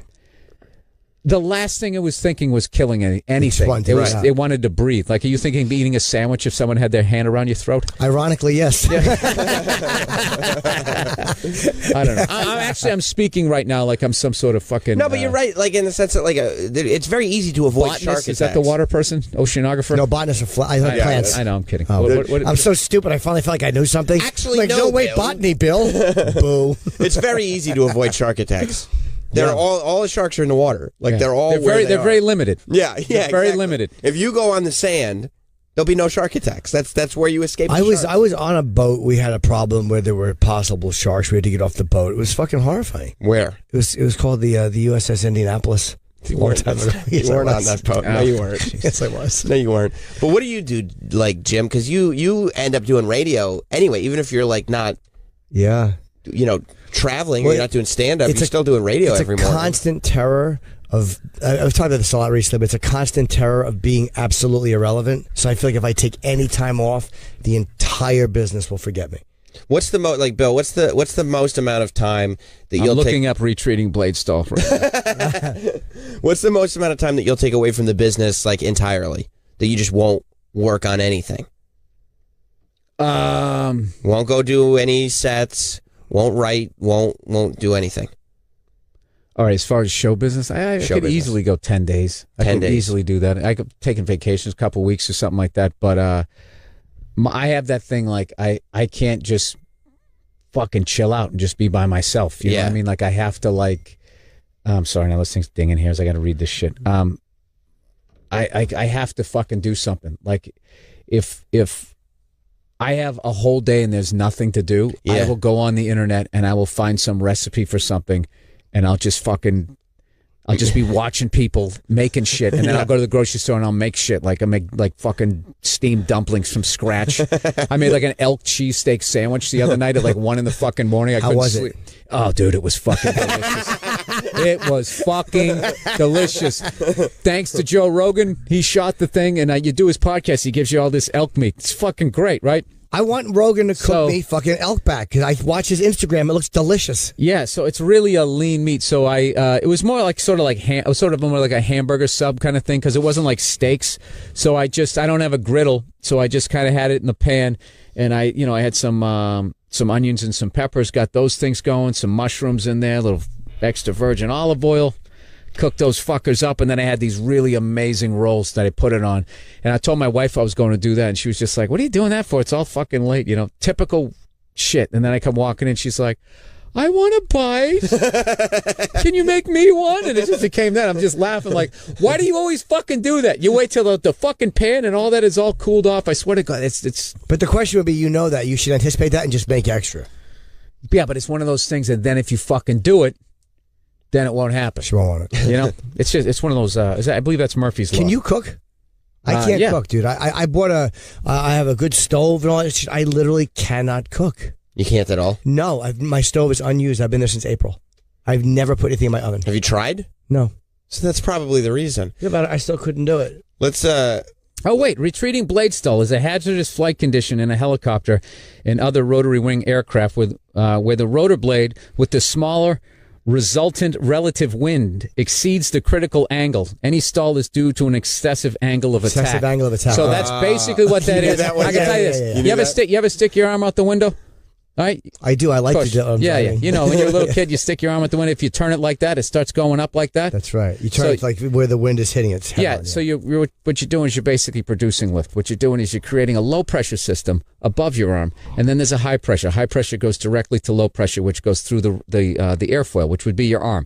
Okay, so then what happens is if you keep turning it and turn it and turn it to literally it's like a fucking billboard. Right. What happens is now the air is hitting it, and rather than flowing over the top, it hits it. And it's just sort of tumbling off the back, and you're losing lift. Okay, so you go past the critical thing. So you basically you're flying too fast through the air, and rather than having your wings at an angle where it's producing lift, it's like just imagine having a billboard on one side while the other one is creating lift, and that's what causes that sound as it goes around. So it's not like you fall out of the sky; you're just doing major damage to the aircraft. So what you do is you slow down, and slowing down, you lower your collective, and then your angle of attack comes back to a point where it produces lift. Bam! Boom! Let me ask you a question about... It's like a physics class. It really is. And I had no scientific background, and I sucked at all that shit. So if you're listening, that was the big thing I was afraid of was the ground school. It wasn't learn how... I knew it was a machine. Yeah. You show me how to operate it, I can fucking operate it. But having to know... The physics of how and why everything works. People can drive a car, can't even fucking check the oil. You know what I mean? Right. But you have to know how the whole thing... works, and you can forget if you don't look it up. So this has been very educational. Why are we doing this thing on planes now? I know it's for to save gas, but now the wings have these things pointing up. They look like goalposts The wings, and they fitted them retroactively too for a lot of the older planes. What is the purpose of that? Just making the wings curl up now instead of plain wings used to be like that, and now. I don't understand how the physics of that works, but adding those little things that stick up gave them better fuel economy. It did, but I'm guessing. I don't know why. Yeah, I don't know. I have no idea why this. I don't know. I have no idea. It's weird. I can look that up. Let's see. While you're looking that up, let's see if the phones work today. 866-969-1969. It's Jim Norton and Sam Roberts. Yes, Bill Burr is here. Dan Harmon was very fun, too. Dan Harmon was great. And Ellis was fun this morning. Let's go to Rob in Canada. What's up, buddy? Rob? Hey, Rob. There he is. Hey, I just want to say I like your guys' podcast. All 3 podcasts are excellent. The show is excellent. Thank you. Thanks. Oh, thank you. And, Bill, you should try to convince Jimmy to come out to the Maritimes like you did, I think, 2 years ago, 3 years ago? I could do that effortlessly. The Maritimes are, it's basically the east coast of Canada. And where the hell did I play out there? I played in New Brunswick. I played, oh my God, I can't remember the place. It began with an M. Shit, I'll have to look it up. Manitoba. No. Where's Manitoba? Is that Canada? No, that's way out west. Oh, is that? I'm totally the opposite. Yeah. I just knew That's like an M in It does have an M in it. It's like north of like fucking the Dakotas. What the fuck was the name of it? I can't remember the name of the place. But Montreal. That's what it was. You almost said it. Montreal. No, Mom. I can't remember what the fuck it was. Montauk. I can't remember the name of it. Yeah, it's Montauk. But they, dude, great fucking people. The most unbelievable fucking seafood I've ever had in my life. We went there in the wintertime, and let's see if I can find it on the map here. Eastern Canada. I want to give these people a shout out. When we went there, like they had like all this outdoor skating, right? And they had like an outdoor like just giant loop that you could just skate around. And the whole time you're just watching it. And there'd be like free public rinks, like in Ottawa, there was this free public rink, which is not the Maritimes. But I was just thinking, like, this is why these fucking guys are so great at hockey, is they just... it's always there. There it is, Moncton. We did Moncton. We did Halifax, and we did someplace else. And we ate at the hotel restaurant. And the seafood was the best seafood I ever had. So, that's just some bullshit, thing. We didn't right. It's go not to the actually... place. People were so psyched that we came. I brought all my hockey stuff. I played pickup hockey the whole way across Canada, sometimes indoors, sometimes outdoors. Dude, we played like they flooded like basketball courts and you just sit there in this little ass rink, just having the greatest time. And, I was drinking like a fish, but I was skating all day, so I didn't put on any weight. I had the best fucking time, and it was beautiful in the winter. I can't imagine like during the summertime. It's just, it's just a place that people don't even think of. And I used to always think it was north of Maine. It's like, it's sort of just east of it. So there you go. That's me. So, Jim, you got to go there. I've been getting requests over the years to go to Eastern Canada. There's a couple of parts of Eastern Canada. I just don't remember the towns. People are like, you got to come out. Bill's coming. And this is the thing about all those places. For them to see, most of the time, major acts, I would imagine all of them have to be like, how much is it going to cost us to get to Montreal? Or maybe we'll fly down to New York, like because nobody goes there. So when you go there, they're so psyched that for once they don't have to drive 8 fucking hours. Right. They're the greatest crowds. Where I'm not shitting on major cities, but like there's why wouldn't you come here? Of course you're coming here. We live in Boston. Sure, we live in New York. We live in Montreal, like Chicago. Major cities, like, all the big U2 Springsteen acts are going to go there. So if you go to those off-beaten ones, dude, that's what I've learned throughout the years, dude. They are the greatest fucking crowds. Everybody thinks, there's nobody out there. Nobody's going to show up. It's like there's a bunch of people out there that are into comedy, music, whatever the fuck it is, and they're dying to not have to get in their car and drive 6 to 8 hours. Right. So if you show up, it's an event. It's not just another show. That's been my experience. Okay. It's awesome. Let's go to Malcolm in Denver. Malcolm, welcome. Denver? Damn, Jimmy, what's happening? Billy Bitchtit, love you on the show. Jimmy, just want to congratulate you on your appearance at midnight yesterday. Nothing else was on TV, so I figured to check that out. Thank you. That's kind of a lovely compliment. Sort of a compliment. Yeah, exactly. There was nothing else, so I looked at you. It was tolerable. Well, I was kind of referring to the game. I watched you instead of the game, but never mind. Oh, thank you. I love the joke at the How end. dumb am I? I didn't get your game. There was a giant television program. That was a joke. I'm sorry. I didn't get it either, and I actually watched the game. Me too. Thank you, buddy. That's okay. Could you just make it up to me by playing this song? I know you guys don't take musical requests, but you play the song sometimes. It's called The Teftification of the United States, I think. Oh, the teftification of the U.S. of A. We'll get to that eventually. It's a very, very popular song. The teftification of the USA? A U.S. of A. We'll get to it in time. You think so? Yeah. At Midnight was really good. We got to go. We filmed it, yesterday. Jim was on it. And it's just so fun that show exists because the jokes that you were saying were so like awful and mean and hilarious that I can't imagine any other show that would allow, like, there you got a Charlie Sheen age joke in, a Paul Walker car crash joke in, like you got a Ron Goldman joke in, everything. Yeah, it was really fun. It was really it was funny. I'm not aware of that show. It was a bit network? Chris Hardwick on Comedy Central. Chris Hardwick hosted. He's a great host. Yeah, it's good. What's it called? At Midnight?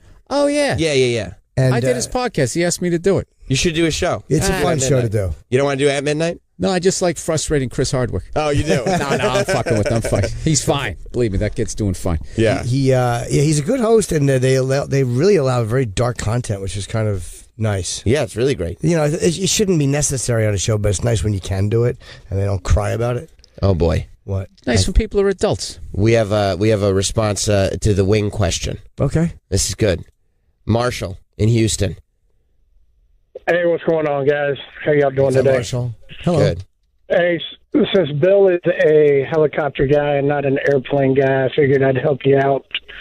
The upright things on a wing are called winglets, and they are designed to keep the air from blowing from one side of the wing to the other and reduce drag and save a shit ton of gas.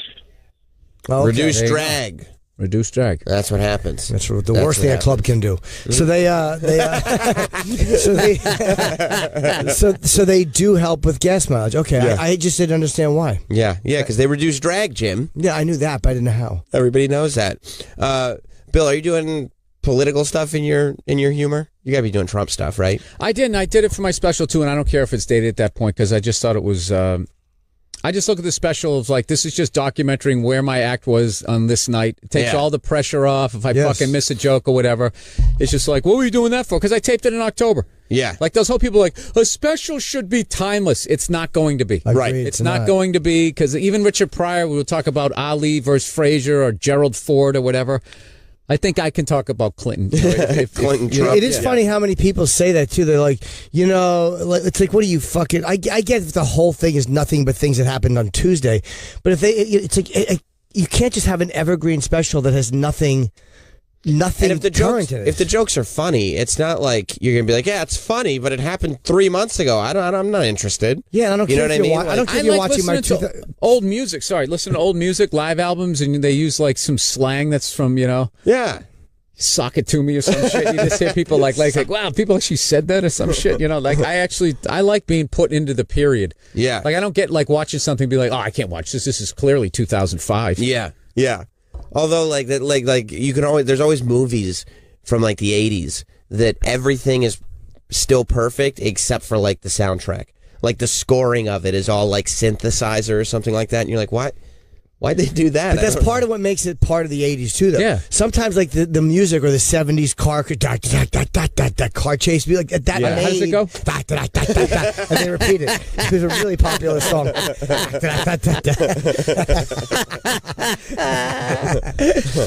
If you gave me a million choices of what era that was, I never would have got that. Yeah, I know, but it's so on point that it really brings you right back. You're like, that's of now. Yeah,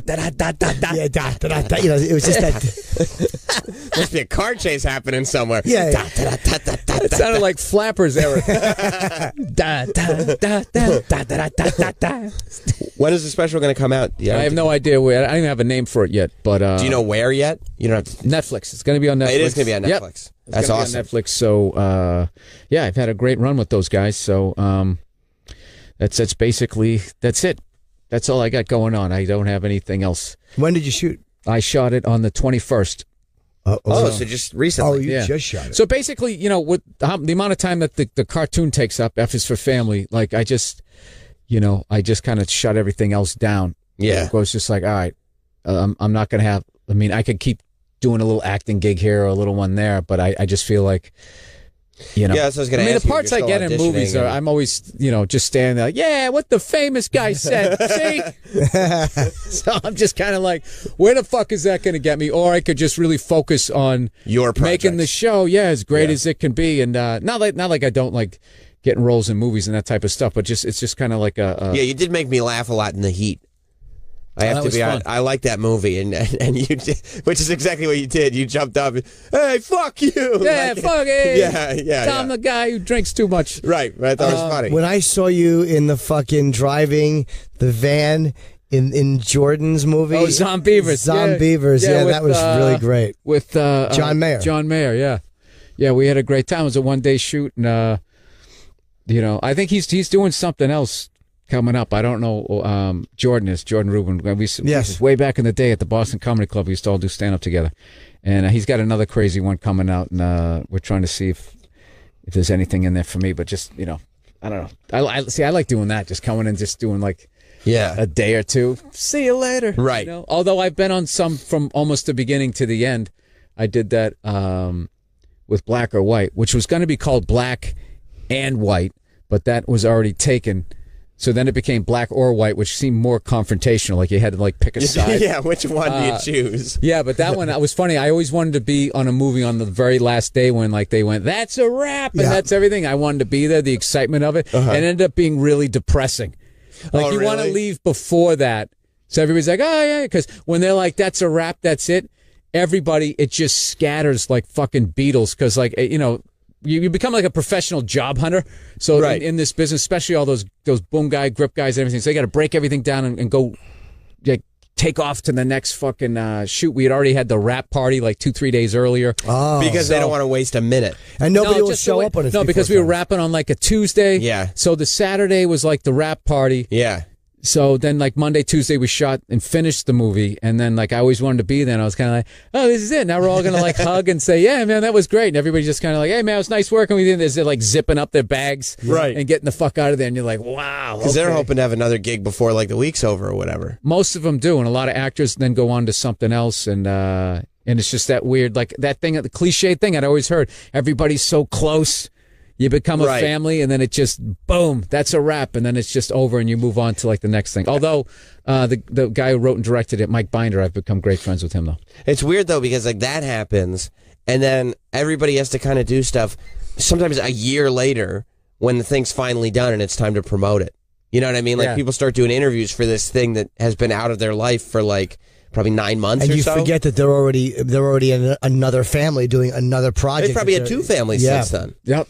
Yeah. And then you come back. Yeah, it's really weird. It's still also kind of fun, though. It's the kind of thing that I always liked about stand-up. I always loved doing the road because when I used to have a day job, there was at that point where if I had been somewhere for a year, and so you could rewind my life and I was standing right here unloading these boxes, you would just fucked with me for some reason. With the change of venue. Even though I was at the Cellar forever, I've been at the Comedy Store forever, but it's just I go to these different venues and each week I don't have to drive to the same building. Stand in the same spot. At least, there's something different. There's different people. There's different food. And I think that helps me, but also it keeps me unbelievably scatterbrained, which I am, which is why. It's because there's nothing constant, but it is nice. It beats going to the same place. I do radio's the same place, but it's different every day. Right. You're talking. It's your guests. It's just a fun, alive place. Yeah. But doing the same job every day in a cubicle, it's just stagnant. Ugh. And it's you're not growing. It's just the same thing over and over, and you get complacent, right? You find your spot and you're just this is what I'm doing.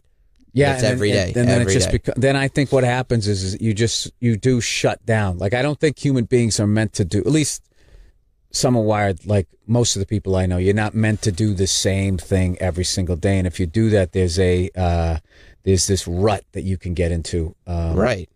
That yeah, so I'm still killing myself that I didn't know retreating blade. So I thought it was the symmetry of lift. I confused the two of them. You did. It's okay. It happens to the best of us. At least it happened on the ground, Sam. Yeah, at least it happened on the ground. It didn't happen up there. Well, it could have been up there. There you go. I heckled him. Did you? I had to. Rickles. Don Rickles. It was the end of his show, and he's just doing question and answering, and I was just way in the back, and I wasn't going to get to meet him, and I had to have an interaction with him. Yeah. So I just was in the back, and as he was talking, making everybody laugh, I just went, Donnie! And he didn't say anything. I waited like another 5 minutes. He kept doing jokes, and then I went, Donnie! And he just looked and he goes, yeah, I know my name. and then my buddy, like, he hit me. He's like, okay, that was it. That's all I needed. That was enough. Yeah. People in front of me were mad at me and shit. And then afterwards, I was like, wow, I just really did what. Yeah, of course. Yeah, I just did that. Is there anything worse than when you're on stage and you know you have a pause built into something, and then every time you do that joke, you're like, someone's going to yell. And, and when they don't yell and you get to it, you're like, oh, another time. I find if I don't think someone's going to yell, but if you actually go, someone's going to yell, then it just becomes like someone's going to say, I swear to God, dude, somebody from the back row, the upper deck can sense that one wavering moment you don't have confidence. It's not even visible. It's something in your voice. They just, I'm telling you, step back, they all move forward. You step towards them, they sit back. Animalistic, like the audience senses weakness and they're ready to jump. I don't know what it is. Yeah. It's just, it's a respect thing. Oh, I like this. Yeah, fuck this. Like just without even realizing it, they just feel like, and then you become the substitute teacher up there. Even if it's a weird yell, like, yeah, but a lot of times they'll use it to yell something like that, like nice, or like they just want to be, they want love you, Jimmy. Honestly, yeah, it's not. It's usually not a nasty heckle. It's usually not like it's almost never nasty. Oh, that I learned that watching him, Caroline's, a long time ago. I watched him. Somebody said something. What did he say? And he went, "Oh, okay." And I was thinking, like, "Oh, you can do that." Because so many times, like, the person was like ordering or something, but so many times, anybody who was talking, I was so fucking defensive for the first 12 years I did this. Any of them were talking. Just on a hairline trigger at all They times. were all saying, this guy sucks, his career's over, let's beat the shit out of him, whatever I was thinking. So I would just, anybody talked, I would just shit all over him. And the amount of, then afterwards, when I was selling my CD, you know, people would come up to me and be like, I was just getting potato skins, or I was actually just saying that, that happened to me. And they would be really fucking offended. And then I'd be standing there like going, all right, yeah. And I'd always try to remember, like, all right, they're not all, and I didn't think it didn't register till I remember I saw you at Caroline's. Caroline's, you did it. And I was just like, oh. I got to try that one time. You could just be a person and be like, what did you say? Oh, hey, what did you say? You said, oh, that happened to you too? Okay, so you know what I'm talking about. You can go back to your act instead of being like, hey, nice head, you fucking cunt. It was just like, even though that feels better to say. Did you start, were you angry when you started comedy, or did that like develop? Like, did you have that tension when you got up not there on from the stage, beginning? I wasn't, but I also, I was completely not aware of who I was. When I thought I was like, I thought I was fine. I thought my childhood was fine. I thought everything was fine.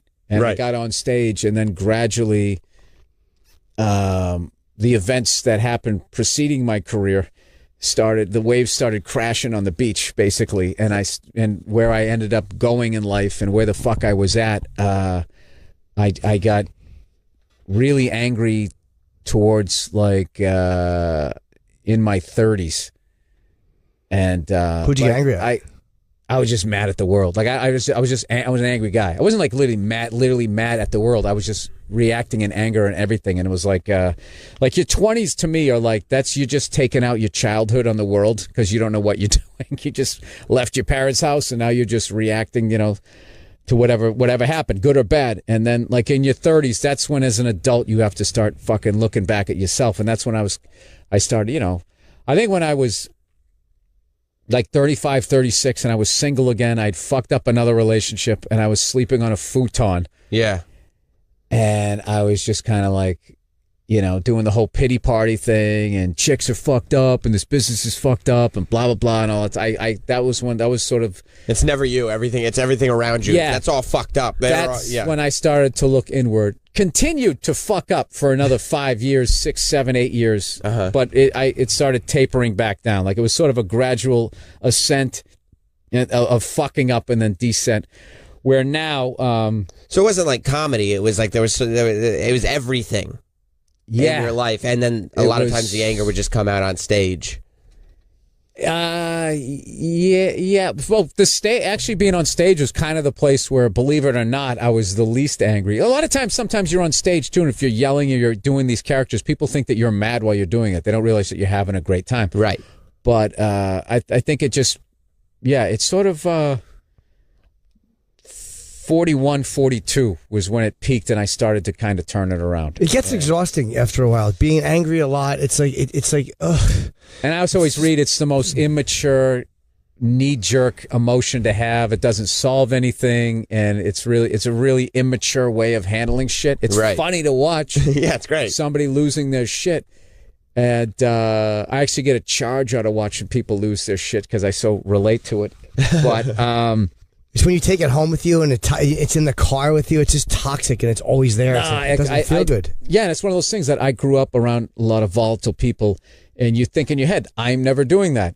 I'm not going to associate with people, blah, blah, blah, blah. And then what it is you go out in the world, and unless you've really worked it out, you just gravitate towards what is natural, which is why, all of us lunatics, I think, because I think now, like, we have really healthy back and forth. But when I look back at a lot of that shit at the table, a lot of that was not healthy. Where we were sitting there going, we're toughing each other up to go on stage. But it was really just all your anger and insecurity. I used to fucking go, and him and Patrice and Keith and all those guys would be down there. Like, I remember I would be thinking about their faces and everything, and I would try to come up with like 3 or 4 fucking jabs just so I could get to the seat, so I could sit down. And it never dawned on me when it wasn't working for me, because I was really angry back then, to just be like, why don't you just not go there? Why don't you just sit down at another table? Because the way I grew up was that's what everybody did to everybody. So that was the Thanksgiving table, dude. Like when I look back at that, we were just, the broken toys just fucking beating the shit out of each other. I mean, it was fucking... it was definitely fun, but there was definitely times where, you and I got into real arguments. Me and Patrice got in real arguments. You got into it with people. Bobby got into it with people. Like, it would then... Me and Bobby had a real one recently. We were yelling at each other for That's something. part of being friends with Bob, though. You know that's going to come. Yeah. And it gets, I'll tell you one thing Bobby's good at, though. He calls, he's like, yeah, dude, look, man. And he calls you the next day. Like, he reached out, and I guess... You want to hear one of the best Bobby Kelly stories I have? One time we were taking the subway uptown, and he was talking about the business and everything. And I thought I was actively listening and going, yeah, blah, blah, blah. I don't know what I was doing. So he was going to help me with my computer. So he was going to my apartment. So we were walking down the street. It's like the middle of the afternoon. And in my head, I must have tuned him out, because I started thinking like, well, this is fucked up, because he used to live right next to me. He's going to go all the way up to my apartment to fix my computer. Why don't I just run up and get the computer, and I'll bring it down to his. I was trying to make his life easier. Right. So I was thinking about that, which goes back to the whole Catholic guilt of like, oh, somebody's going to be handling my needs. I got to be more ingratiating. So I guess I wasn't listening. I have no idea. So he was in the middle of talking, and as he was talking, I just go, hey, Bob, I'm just going to run up and grab a pew. And the top of his lungs, broad daylight with buildings on either side, so it echoed. He just goes, "Don't interrupt me, cunt!" at the top of his fucking lungs. Like, dude, I'm telling you, when I tell you, dude, out of fucking nowhere, like, he was totally talking, my agent, I just feel like they're not sending me out enough, and I just say, hey, Bob, and he just fucking went from 0 to 1,000, and people like strollers fucking looking around and shit, and I just looked at him. I just actually, for some reason, because I was getting older then, I just remained calm. I just said, Bob, I thought we were past this. And then he sort of had a smirk on his face, and then it just sort of just stopped. And then we went up, we fixed the computer, but it was still dysfunctional because I don't think we quite addressed it. Right. But I just said, I thought we were past this. And then he tried to still kind of, and then he just had nothing because I didn't react to it, and the whole fucking thing went away. But it was just like, that's great. That's great. Yeah, dude, I'll never forget that, man. We were right. I remember exactly where the fuck we were. Not even you fucking cunt. It was so like, don't interrupt me, cunt. And it just fucking like, I mean, it probably made it to the Hudson, dude. It was fucking, it was amazing. It was actually, it was a performance piece. So I whenever I look back on it, I always laugh. And then I'm also like going like, I can go, like I went 0 to 1,000. Like, I'm really good with traffic now, but like, when I was just like, watching this fucking thing as it's getting you there. Like, it's the mistake I always make. I put in Sirius XM, and for my place, it said it's going to take 31 minutes, but I forget that's at 8 o'clock, and then I leave at 8:15, and now it's saying 40. I'm like, oh fuck, now I'm not going to get there until like 8:50, and then you're driving, then it starts going 8:51, 8:52, 8:51, 8:54, 9 o'clock, 8:50, and then it just starts building up. I just started thinking, like, I finally was just able to say in my head, like, if I get there at 9:05, are they really going to fucking flip out? I mean, fine. We're going to be fine. Everything's going to be fine. Wait, what did Bobby say to you? What did Bob say when you asked him to go up and get your computer? when you were like, hey, I'm just going to go upstairs and get the computer. Oh, don't interrupt me, cunt! That's going to make me laugh all day. I want that as a sound clip. Yeah. One of Bill's versions of that, it's the greatest thing I've heard in 5 years. I want a version of that. That's so fucking funny. Dude, and, like, literally talked to me like I was his child. and the greatest thing ever was one of the only times in my life that I didn't immediately match that energy and also block everybody out. Dude, if I matched that energy, his fucking volatility with my volatility and like what that would have been like, we immediately would have been like, you ever watch those movies about New York where they try to New York it too much and they have these lunatics screaming like, dude, that never fucking happens. And we would have been like those guys. Yeah. Well, we're out of time actually on the show. That's it. Don't interrupt me, cunt! That may be the perfect one to get for this. I want one of those 4 or 5. Adrian, please look through those. Those are very, very funny, man. Bill, we're so glad that you. You got to have that on, like, when a caller calls. That's what I'm saying. You got to have it. You got to have it. Yes, I got a little sound thing now. Believe me, that's going right into the repertoire. That's awesome. We're just so make glad sure that you give the artist credit. Bobby Kelly. Yeah, Bobby. We're so glad that you hung out, man. I don't want to be accused of being stealing from his day-to-day phrases. It was fun. Thanks to hey, Bill thanks Burr. for having me. Congratulations on your show. I'm really happy for you guys. Thank you very much. It's been fun. All you guys fucking Thank moving you. on to bigger and better things. Yes. Right? And then someday you get the whole band back together for the one Eagles tour. Yeah, right? the reunion you, Opie tour. and Anthony, and then you go back to your own private projects. It's perfect. Right. It's perfect. Just to satisfy everybody for this one, and then back to what we actually like to do. I'm trying to think of the lyrics to Hotel California, and I can't even think of them. Also, thanks to Jason Ellis and Dan Harmon. Yeah, really fun. Who were both great on the show. And we'll be back tomorrow. Jim, you want to plug? I'll just be at the Improv on Friday. It's a set I'm doing in L.A. Just be at one of the biggest clubs in the country. Yeah, just headlining it. Just doing one little set. And then selling it out. Fort Lauderdale and a bunch of other gigs leading up to the special December 17th. And then all your Netflix stuff will come eventually. I'm assuming once there's dates on everything. Yeah, we're looking at spring for F is for Family. And also, I'm doing Conan, November 9th. Oh, and great. we will be announcing the ticket sales for the 5th, believe it or not, Patrice O'Neill Comedy Benefit. Oh, great. Yep, at the New York City Center. Yes. And, yes. All proceeds, after we pay for the theater, of course, will go to his family. Well, as always, we'll be there for that too. But absolutely, thank you, man. And I appreciate it, Jim. You've been doing it every goddamn year. Yeah, I'm sure eventually I won't. But they asked me, and I'm just in town in February. Here's the thing, too. Like what I should be telling you guys, like the stress of having to do it every year. It's one of those things where I know you guys love them, so I feel like you'll get upset if I don't ask. But then also, I don't want to give you the fucking pressure that you got to have a new killer 15 every year. I don't feel. If I couldn't do it, I would say. Your hands up here. You're making me nervous. No, I'm actually just touching. I don't feel I couldn't that kind for of me. pressure. I just. It was only one hand. My other hand, I'm sitting on. So we'll see you all tomorrow. Goodbye, everybody. Goodbye.